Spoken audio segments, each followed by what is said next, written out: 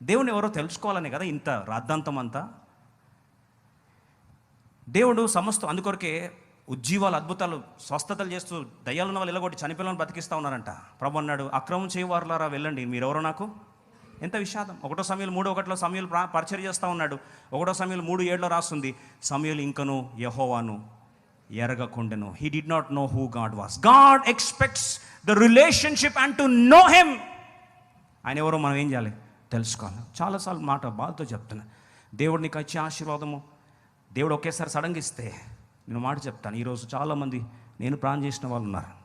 మందిరంగా కన్నీటి ప్రార్థన చేశాను కొంతమందికి. దేవుడు కమిషనర్ల పొజిషన్లో పెద్ద పెద్ద స్థాయిలో ఎలా దీవించాడు దేవుడు వాళ్ళంటే, ఈరోజు ప్రార్థన ఫలముగా వాగ్దాన ఫలం వచ్చింది. I'm sorry tell you this. ఈరోజు బార్లలో కూర్చొని తాగుతూ ఉన్నారు.